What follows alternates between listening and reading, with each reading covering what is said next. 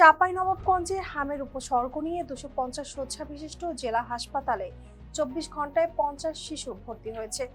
এটি চলতি বছরে একদিনে সর্বোচ্চ ভর্তি বলে জানিয়েছে হাসপাতাল কর্তৃপক্ষ। জেলায় জানুয়ারি থেকে হামের প্রাদুর্ভাব দেখা দিলে উপসর্গ নিয়ে হাসপাতালে ভর্তি শুরু হয়। তবে এর আগে একদিনে 50 শিশু ভর্তি হয়নি।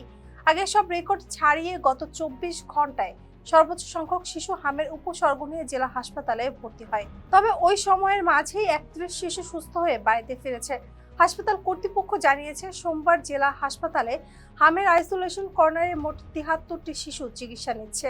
চলতি বছরের শুরু থেকে এখন পর্যন্ত জেলা হাসপাতালে চিকিৎসা নিয়েছে 627 জন শিশু। তাদের মাঝে মারা গেছে 7 জন। চাঁপাইনবাবগঞ্জ জেলা হাসপাতালের আবাসিক medical officer doctor Abdus Samad বলেন, হাসপাতালে হামের আইসোলেশন কর্নারে শিশুদের চিকিৎসা দেওয়া হচ্ছে।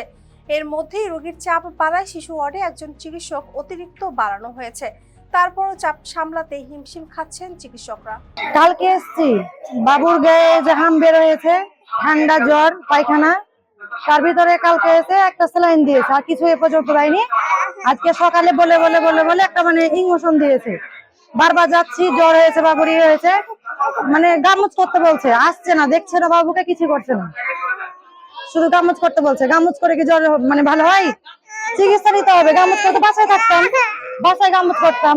বাইরে নাপা খাওয়াচ্ছি, বাইরে নাপা খেয়ে তো জ্বর থামে না। সাপোজিটার কিনতে বলছে, সাপোজিটার কিনছে, তো সাপোজিটার দিয়ে জ্বর থামে না। আজকে এই হাসপাতালের নাপা দিয়েছি, তখনকার জ্বর ছুটেছি। বলতে যাচ্ছি কি যে নাপা গালা দেন, আর দেয় নাই, কিংবা অন্য ওষুধ দেন, তাও দেয়নি। সোজা চিটে লিখে দিচ্ছে কি যে কিনে লেছেন গা বাইরের ওষুধ। আমরা গরিব মানুষ, সবাই তো বড় লোক না, কারণ এটা হচ্ছে সরকারি হাসপাতাল। বিনা চিকিৎসায় চিকিৎসা পাবো আমরা, তো কেন আমাদের এত টাকা বিল হয়ে যাচ্ছে, তাও শিশুর কোনো হয়নি। ছেলে কাশছে, খুব হাইডে করছে, ছপছপ করছে, তো ওষুধে দেন, বড় ডাক্তার ওষুধ লিখে দেন, ওষুধ আমি চিটকুট দেখে ওষুধ দিয়েছে বাইরে, ওষুধ না, ওষুধ লিখে দেন বড় ডাক্তার। আমি কেমন কথা, খেলে ডক্টর পাঁচ ওষুধ লিখে দিবেন না, দিল না খো। কালকে থেকে 2-3 ঘুরছে, দেন দেন ওষুধ, ছেলে কাশছে, ডক্টর বলবো বসে গেছে, তবুও দেন না খো, আমরা পারবো না, বড় ডাক্তার দিয়ে না হুকুম দিতে পারবো না আমরা। বড় ডাক্তার চিকিৎসা করছি, তো লিখে আমরা কেরবো, ডাক্তারের দোষ দিবেন না, সিস্টেমটা গরম দেখাচ্ছে, কাজটা করে ছেলেকে স্যালাইন দিয়েছে, তার আগে স্যালাইন দেয়নি। গত 24 ঘন্টায় আমাদের 50 জন রোগী ভর্তি হয়েছে, যা এই বছরে আমাদের চাঁপাইনবাবগঞ্জ জেলায় সর্বোচ্চ একদিনে ভর্তি। আর ছাড় হয়েছে 27 জন রোগী, এখন ভর্তি আছে 73-74 জন মতো রোগী ভর্তি আছে। এবং আমরা হয়তো কয়েকদিন একটু ভাবছিলাম যে টিকা দেওয়া হচ্ছে, মনে হয় সংখ্যাটা কমে আসবে, কিন্তু গতকালকে বেড়ে যাওয়ার কারণে আমরা আসলে নতুন করে আবার ভাবতে হচ্ছে কি সংক্রমণটা হয়তো আমাদেরকে আরো একটু ভোগাতে পারে আর কি। আর ম্যাক্সিমাম রোগী অ্যাকচুয়ালি আসলে আর না, এই যে হাম বা হাম উপসর্গ না। এ সময়ে মানুষের আসলে সর্দি জ্বর বেড়েছে, গরমের জন্য মানুষের বিভিন্ন ধরনের দাগ উঠছে, এই জন্য মানুষের একটু ভীতি বেড়েছে।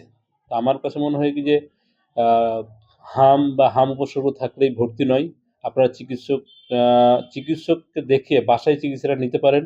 আমাদের যেহেতু জায়গার সংকট রয়েছে, এই অল্প জায়গাতে বরঞ্চ যেহেতু রোগী আপনারা ভর্তি দেখছেন, এইটা রোগীদের জন্য আবার নিশ্চয়ই কোনোভাবেই ভালো নয়।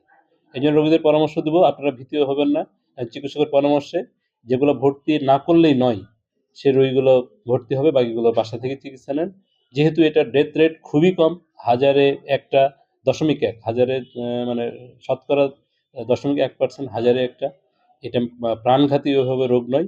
আপনারা ভীত না হয়ে চিকিৎসকের পরামর্শে বাসা থেকে চিকিৎসা নিতে পারেন।